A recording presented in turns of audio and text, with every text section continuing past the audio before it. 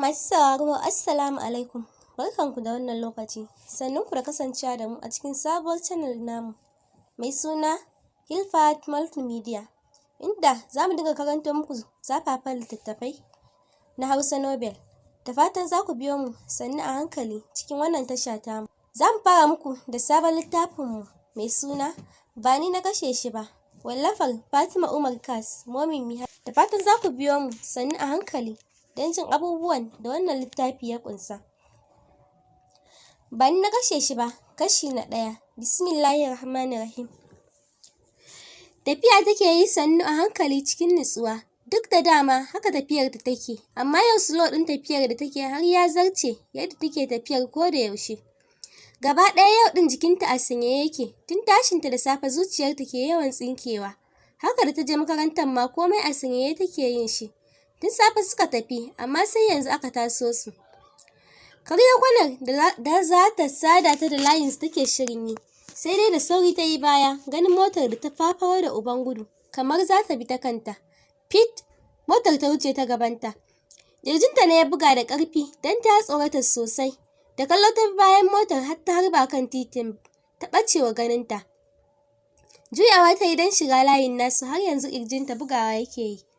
Tana shigowa layin nasu, ta yi saurin ja da baya gami da dafe ƙirji. Idanuwanta duka ta zaro ganin abin da ke gabanta. Mutum da gani kwance cikin jini baya motsi, ga wuƙa da ta gani an caka mai a cikin shi. Tuni jikinta ya ɗau rawa, ita kanta bata san sanda ta isa gurin ba, sai ji ta hannunta na ƙoƙarin cire mai wuƙar daga cikin shi. Ƙoƙarin cire mai take, amma ta ƙi fita, kasancewar an caka ta ciki. Ganin tana yi a hankali bata ciri ba, shine ya sanya ta ciro ta da ƙarfi. Ah, ta ji ya furta, sai kuma jikin shi ya saki, numfashin shi ya ɗauke cak.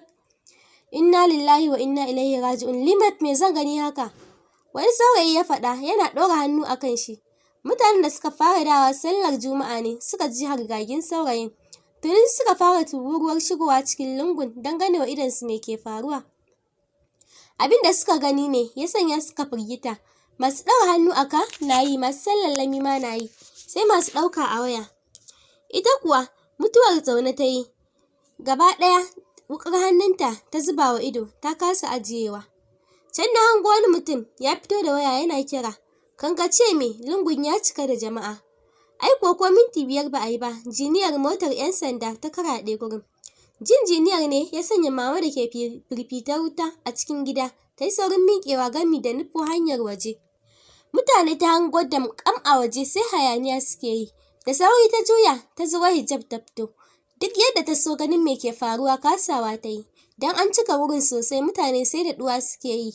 Don tuni labari ya bazu an yi kisa a lungun.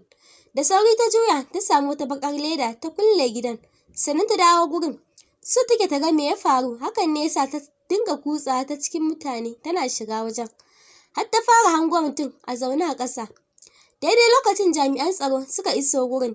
Kai tsaye gurin suka shiga, don tuni aka dare aka ba su hanya. Ganin hukuma ne, a kanta suka tsaya dukkansu gami da zagaye ta. Ɗaya daga cikinsu ne ya ɗauko waya ya fara ɗaukar hotuna. Har lokacin bata motsa ba daga gurin. Ɗayan ne ya durƙusa ya saka ƙyalle don karɓar wuƙar daga hannunta. Sai dai ta damƙe wuƙar ta ƙi saki. Duk yadda ya so amsa bata sakar mai ba.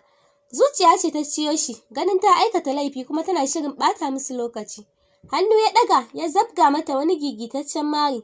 Saukar marin ne ya sanya ta yi saurin dawowa hayyacinta. Hannun ta kalla da sauri ta saki wuƙar tana ja da baya. Ganin mutane ne damƙam a gabanta, sai kuma ta kalli gawar da ke kwance a gabanta. Sai lokacin ƙwaƙwalwarta ta tuno mata abin da ya faru. Ji ta an ce, ku kama ta. Kafin ta tantance abin da ake nufi, ta ji an miƙar da ita tsaye gami da sanya mata abu a hannunta. Tayar da ita tsayen da aka yi ne ya sanya mama gano ta. Ido ta zaro ganin 'yarta ce aka yi wa wannan taron. So take ta ga me ta yi, don haka ta yi saurin isa gunsu, ganin sun fito daga cikin gurin. Gabanta ne yanke ya faɗi, ganin jinin da ke jikinta. Ikilima, jini mene a jikinki? Yallaɓai, ina za ku kai ta? Me ta aikata? Ta faɗa jiki na rawa. Kamar ba zai ba ta amsa ba, sai kuma ya daure ya ce, mai laifi ce, kisa ta yi, baki gani ba? Ya faɗa yana nuna mata wanda aka shiga cikin motar ambulance. Kallonta ta maida kan mutumin sannan ta juyo da kallonta kan Limat.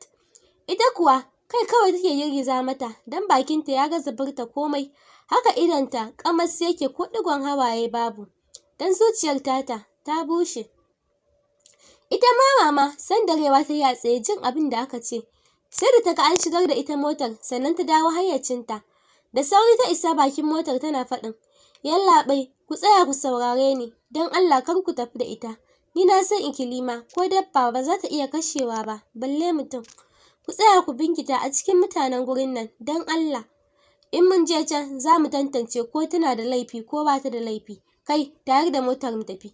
Ya faɗa yana ba mai tuƙa su umarni. Ai kuwa tayar da motar ya yi. Da sauri mama ta yi baya, ganin zai ja tana jiki.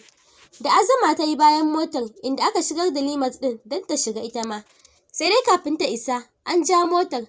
Ai kuwa da sauri ta bi bayansu cikin gudu-gudu sauri-sauri har tana harɗewa. Haka ta dinga bin motar da sauri amma duk da haka sai da suka fara ɓacewa ganinta.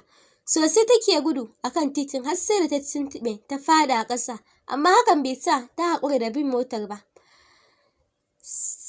Azuma ta ƙara don so take ta san inda za a kai mata 'yar tata. Ita kanta bata san inda take jefa ƙafarta ba, don hankalinta a mugun tashe yake. Can ta hango sun tsaya, Azuma ta ƙara har ta isa gurin. Gaba ɗaya ƙafafuwanta sun gaji, nan ta fahimci ashe dibishan ne a gurin. A lokacin har an shige da ita ciki, shi kuwa asibiti wasu 'yan sanda suka nufa da shi. Tana shiga ta hango Limat ɗin a cikin sel har an rufe ta. Juyawa ta yi gurin wanda ke rubutu a wata fefa, tana shirin magana ya ɗaga mata hannu sannan ya ci gaba da abin da yake yi. Durƙushewa ta yi a gurin, dama ƙafafuwanta har wani rawa suke yi saboda tafiyar da ta sha. Cikin kuka ta hau faɗin, inna lillahi wa inna ilaihi raji'un. Wannan wace irin ƙaddara ce ke shirin faɗowa cikin rayuwarmu? Muna cikin wata jarabawa, gashi Ubangiji ya aiko mana da wata. Ya Ubangiji ka sauƙaƙa mana, ka fitar da wannan baiwa taka daga ibtila'in da ke tunkaro ta. Ba mu da kowa sai kai Ubangiji, muna da rauni, kai mana agajinka ya Allah. Ta faɗa tana ci gaba da kukan. Wata hamshakiyar mata na hango sanye cikin kaya na alfarma. Zaune take a wani katafaren falo da ya ji kayan more rayuwa, sai zuba ƙamshi yake. Tabbas matar ta haɗu iya haɗuwa, don ganinta ka san Naira ta zauna a gunta. Waya ce a hannunta, tana ta kiran wata namba amma a kashe. Wurgi ta yi da wayar kan kujera tana dafe kanta da dukkan hannunta. Wata haɗaɗɗiyar matashiyar mata ce ta shigo cikin falon ita ma, fuskar ta cike da damuwa. A hankali ta ƙaraso ciki, a ƙasa ta zauna sannan ta ce, Mami barka da hutawa. Ɗagowa ta yi ta kalle ta, amsa ta yi sannan ta ɗora da faɗin. Zulaiha ko Ammar ya sanar da ke zai biya wani guri in ya dawo sallar Juma'a? Jiriza kai ta yi sannan ta ce, Ni ma mami abin da na shigo in tambaye ki kenan. Na ga har yanzu bai dawo ba, kuma ya ce min in yi mai farfesun hanta, in ya dawo zai ci. Gashi har magariba ta kusa, amma shiru. Wayoyin shi ma a kashe suke. Ta ƙarasa faɗa cike da damuwa. A'a, to idan yaron nan ya shiga ne, ni fa hankalina ya fara tashi. Tun wajen 4 nake kiran lambobin shi duka 4 a kashe suke. Kuma na kira security na tambaye su, sun ce shi kaɗai ya fita. Ashe duk Juma'a in zai je sallar Juma'a baya tafiya da kowa, shi kaɗai yake tafiya? Ban san da yaron nan ya fara wannan gangancin ba. Ta ƙarasa faɗa hankali a tashe.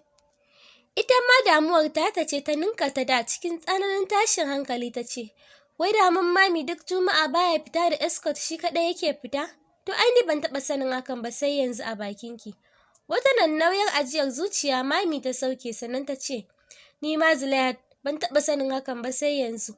Wallahi gabana faɗuwa kawai yake yi, na rasa me ke yi min daɗi. Ya Ubangiji ka sa mu ji alkhairi, ka sa ɗana yana cikin ƙoshin lafiya. Tabbas ba zan iya jure wani abu ya samu tilan ɗana ba. Ta ƙarasa faɗa idonta na kawo ruwa. Ita ma ji ta zuciyarta ta karye ganin yanayin mami. Jiki a sanyaye ta ƙarasa ta dafa ƙafan mamin sannan ta ce, don Allah mami ki kwantar da hankalinki, insha Allah za mu ji alkhairi. Wataƙila ya biya wani gurin ne, mu ɗan ƙara jira mu gani. Kai kawai ta gyaɗa mata sannan ta kuma ɗaukan wayar tata. Kiran nashi ta ci gaba da yi amma amsar ɗaya ce a kashe. Nambar mai gidan ta shiga nema, ta ci sa'a tana kira ta shiga. Tana jin an ɗaga, ta yi saurin faɗin, Alhaji, don Allah ka yi azama ka zo gida yanzu. Me ya faru? Ya tambaya a kiɗime. Jin muryar tata kamar tana cikin damuwa. Maganar ba zai yiwu a waya ba, ka zo dai ɗin yanzu don Allah. Tana gama faɗa ta kashe wayar. Miƙewa yi da sauri ya fara tattara takardun kan teburin da ke gaban shi. Ya juya ya fice. Kulle ofis ɗin ya yi sannan ya nufi motar shi. Yana shiga ya tashe ta, ya fice daga gurin. Yana isa katafaren gidan, ya yi hon. Mai gadi ne wangale mai get ɗin. Nan ya shiga ya samu guri ya yi fakin. Ko gama daidaita fakin ɗin bai yi ba, ya kashe motar ya shige ciki. A tsaye ya tarar da su sun yi cirko-cirko. Don dukkan ma'aikatan gidan mamin ta tara a gurin tana tambayar su. Tana ganin shigowar shi, ta yi saurin isa gurin shi tana faɗin. Alhaji, Ammar ne har yanzu bai dawo ba, ga kuma wayoyin shi duk ba sa shiga. Cike da rashin fahimta ya ce, kamar ya baya na ina ya je? Ai na ga baya zuwa ofis duk Friday hutu yake yi. Duk Juma'a yake hutu, maimakon Lahadi da kowa ke yi. Amma ya tafi sallar Juma'a ne, gashi kuma har magariba ta kusa bai dawo ba. Kuma tun ɗazu nake kiran wayoyin shi, duka ba wacce ta shiga. Cike da damuwa shi ma ya ce, to ina masu tsaron lafiyar shi da yake fita da su? Na ga duk motocin suna nan inda suke a rufe. Hawaye idanta ne silalo nan ta ce, suna nan su ai, sun ce shi kaɗai ya tafi. Hawayen idanta ne silalo nan ta ce, suna nan su. Sun ce shi kaɗai tafi masallaci, wai duk Juma'a baya bari su bi shi zuwa masallaci. Yanzu ne na sa su bi bayan shi, su ma ka ji su shiru, har yanzu ba su dawo ba. Ta ƙarasa faɗa muryarta na ɗan rawa don kukan da ke neman kubce mata. Shi kanshi hankalin shi ne ya soma tashi, amma saboda kuma karya mata zuciya, sai ya daure ya ce, kin ga Hajiya Jamila, ki kwantar da hankalinki, insha Allah za su dawo tare. Maybe ne ko motar ce ta lalace musu a hanya. Ammar fa ba yaro ba ne, duk inda yake shi ma hankalin shi yayo gida. Kuma wayoyin shi wataƙila ba caji ne, shi yasa ba sa shiga. Girgiza kai ta shiga yi sannan ta ce, ku kuke wa Ammar kallon babba, amma ni har gobe kallon yaro ƙarami nake yi mai. Shi kaɗai fa na mallaka, ta ya zan iya jure wani abu ya same shi? Wallahi baka je da ƙirjina yake min zafi ba, zuciyata kuma bugawa kawai take yi. Cikin kwantar mata da hankali ya ce, na faɗa miki za su dawo tare, yanzu ki je ki yi alwala ki yi sallah, ki yi mai addu'a. Amma don Allah ki cire komai a ranki, ki dinga hasasho alkhairi. Kin san dai kina da hawan jini ko? Kai ta gyaɗa sannan ta juya, ba musu ta shige ɗakinta. Ita ma Zulayat jiki a sanyaye ta ja ƙafafuwanta, ta doshi nata sashen. Har wani tangaɗi take saboda jirin da ke ɗibarta. Su ma duk cewa yayi su je su yi sallah, a hankali suka fara fita a falon har suka fice. Shi ma fita yi don zuwa ya tashi sallar, amma shi kanshi zuciyar shi tsinkewa take yi, dauriya kawai yake ta yi. Ita kuwa tana zaune a cikin sel ɗin, ta haɗa kai da gwiwa, ta yi zurfi cikin tunanin ƙaddarar da ke kunno kai cikin rayuwarta. Ƙarar buɗe ƙofar ne ya maido ta hankalinta. Ta ji an buɗe ƙofa an shigo, amma bata ɗago ba har yanzu. Wata tsawa da aka daka mata ce ta sanya ta yi saurin ɗagowa ba shiri. Wani baƙin mutum ta gani tsaye a kanta, fuskar shi babu alamun fara'a a ciki. Sanye yake cikin kayan 'yan sanda, fuskar shi a murtuke. Guri ya samu ya zauna, ya zuba mata jajayen idanuwan shi, sannan ya soma faɗin. Tambaya ɗaya zan yi miki. Ina son ki faɗa min gaskiya, hakan zai sa ki samu sauƙin azabar da za mu gana miki a gurin nan. Ina son ki sanar da ni, waye saka ki kashe ɗan gidan Alhaji Bilyamin Naira? Kanta ta shiga girgizawa, hawaye na sulalo mata sannan ta ce, babu wanda ya saka ni. Kenan ke ce kika yi niyyar kashe shi da kanki? To wani laifi ya yi miki har kika zaɓi raba shi da rayuwar shi? Shiru ta yi ta kasa magana. Saukar wani azababban mari ta ji a fuskarta, take jinta ya ɗauke na wucin gadi. Dashi ta ji a gefen bakinta, tana saka hannun ta dangwalo, nan ta ga ashe jini ne. Dan marin har bakinta ya taɓa. Wannan karan hawayen nata cak ya ɗauke. Ba za ki buɗe baki ki yi magana ba? Ya kuma daka mata tsawa. Wallahi ba ni na kashe shi ba, ni ma a haka na. Ba za ki faɗi gaskiya ba kenan. Ya katse mata maganar. Juyawa yayi ya fara kiran wani daga waje. Ba jimawa ya shigo. Kirawo min su Sa'adatu, ita da Safiya. Amsawa yayi sannan ya juya ya fice. Can jimawa sai ga su sun shigo. Ɗaya ya kalla daga cikinsu ya ce, ki je inda muke ajiyar kayayyakin nan, ki ɗauko min akwatin nan. Risinawa ta yi sannan ta juya ta fice. Dawowa ta yi ɗauke da wani akwati a hannunta ta ajiye. Janyo akwatin ya yi gaban shi ya buɗe shi. Wani ƙaton almakashi ya ciro mai ɗan karen tsini. Ajiye shi a gefen shi sannan ya maida kallon shi kansu ya ce, Sa'adatu, ɗaura min hannun damanta a kan nan. Da Azuma ta matso ta tsugunna gabanta. Ita kuwa bata yi aune ba sai ji ta yi an damƙan mata hannu. Bata gama tantance mai za a yi mata ba sai da ta ji ya kuma cewa, Safiya, riƙe min ita. Nan kuwa suka rirriƙe ta kamar wacce za a yanka. Cike da rashin imani ya ɗago almakashin ya seta yatsun hannun nata. Wani gigitaccen ƙara ta saki don ta fahimci abin da ake son yi mata. Take ta soma kiciniyar ƙwatar kanta, amma riƙon da suka yi mata ba na wasa ba ne. Gashi dama dukkansu manya ne, hakan ne ya sanya duk ƙoƙarinta ta kasa ƙwatar kanta daga cire mata yatsun da ta fahimci suna son yi. To masu sauraro, a nan za mu dakata a cikin wannan labari namu.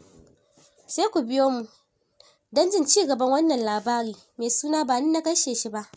Labari ne mai taɓa zuciya.